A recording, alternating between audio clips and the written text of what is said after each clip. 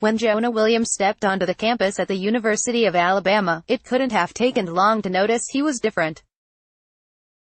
He was already a self-described film junkie upon arrival, not exactly the norm for a teenager whose counterparts were more likely binging on Fortnite than on football tape.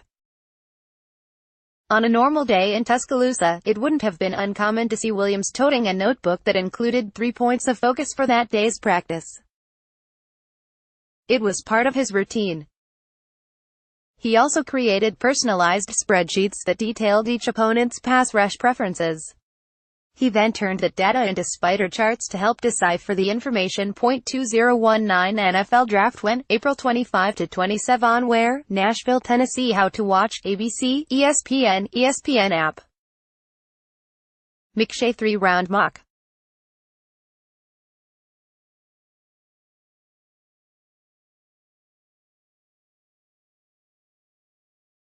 I mean that in a good way. It's this obsession and drive for greatness that could make Williams the first offensive lineman taken in the NFL draft.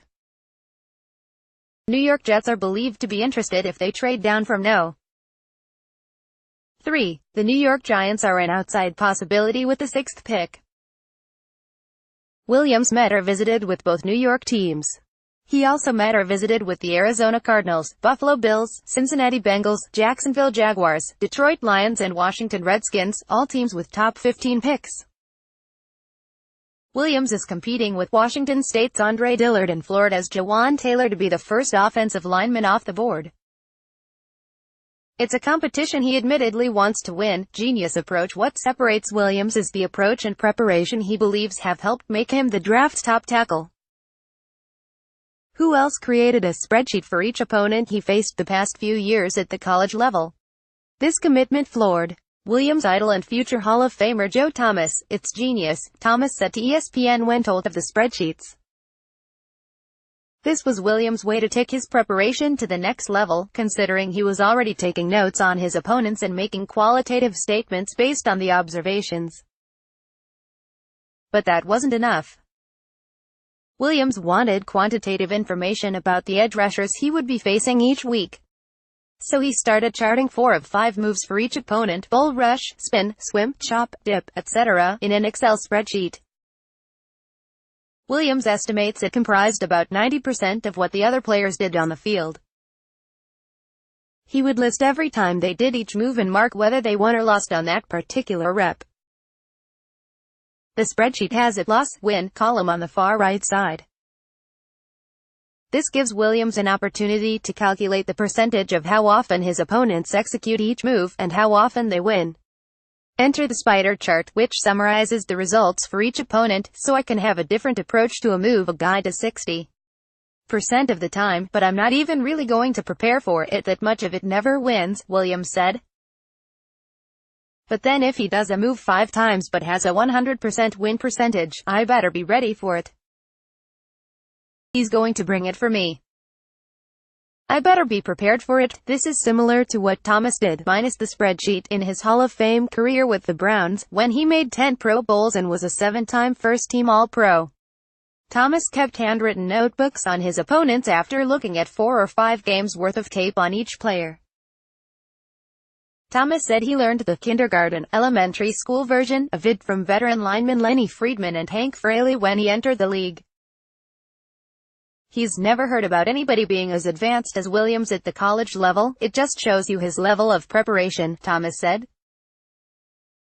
It says a lot about the success you'll have at the next level, because that is the type of preparation you need to have to be able to gain an advantage over your opponent.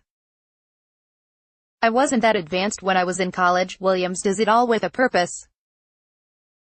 He even went as far as having the scout team mimic the move of choice for that week's opponent, that way he could develop a successful plan of attack.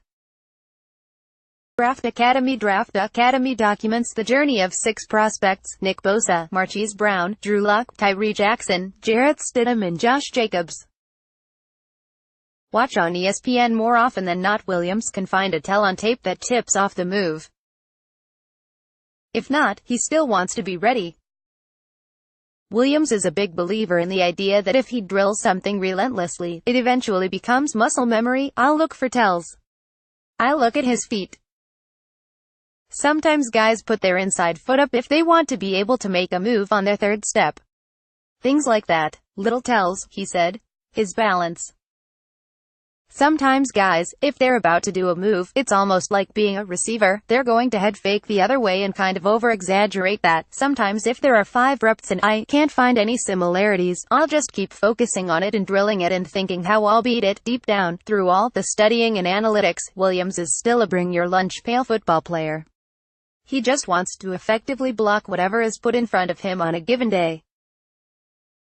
He did that on the college level. That is why he's near the top of the conversation for first offensive lineman off the board in the draft Thursday night. Dominant against top competition, it's the NFL draft. No matter how well Williams did in individual meetings, visits and workouts, prospects are poked, prodded and nitpicked. For Williams, it's been his 33 5/8" arms and a handful of snaps in the BCS National Championship against Clemson. Ideally, NFL teams would like a tackle's arms to be at least 34 inches. Thomas knows well. He was in the same boat, even though it didn't show on the field. If only Williams' fingers were a bit longer, his arm length would be the same. It's the silliness of the process, to be quite honest. I'm tired of hearing about arm length, Williams said. I don't think people are going to be talking about it in a month. It will be about what can I do for the team that drafts me. Whoever takes him will do so because the team saw a productive and dominant player. That's of utmost importance come Thursday. Best of NFL Nation. He started 44 games at Alabama, allowing 5 sacks in 3 years as a starter. 4 of those 5 came in his freshman year. He allowed 0 as a junior this past season and just 12 pressures on 466 snaps, according to Pro Football Focus. Williams began his collegiate career as a right tackle, where he started 15 games as a true freshman. He played his final 2 seasons at left tackle. He's being projected as a left tackle, right tackle or guard in the NFL. The teams that need tackle help have viewed him as a tackle. Those that are set at tackle primarily told Williams they were looking at him as a guard who could later slide to tackle. People are trying to typecast him. Jonah is a left tackle, the way he moves and everything, offensive line scouting and development consultant Duke Manyweather said.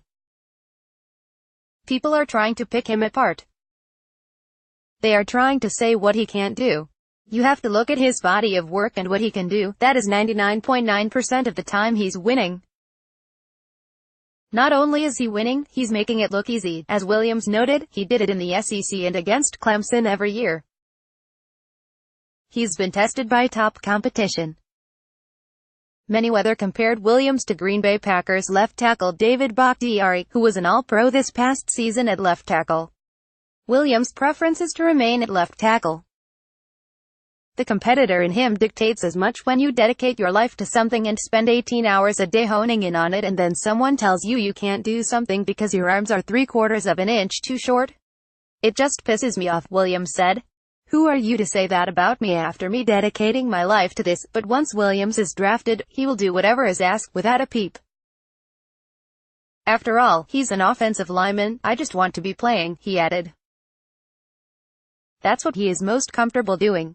In the meantime, he will be sweating and squirming while waiting for his name to be called. It won't be natural. Williams doesn't like his fate in the hands of others. He already experienced that during award ceremonies this year and didn't like it. This is a situation he can't control, and it matters to a competitor like Williams that he's taken ahead of Dillard, Taylor and the rest of the bunch. That would be validation that all his hard work made him the best tackle in the draft. If I don't end up being that, I'm going to be pissed to myself and say, all right. Whichever team picks me is giving me an opportunity to prove whoever wrong and come win games with their organization. I'm excited just to go to that. I'm not going to whine and complain about things I can't control. I'm just going to get to work and play the sport I'm drafted to play. That is what it's all about at the end of the day. All this other stuff is hoopla, back to all the practice, film work and spreadsheets.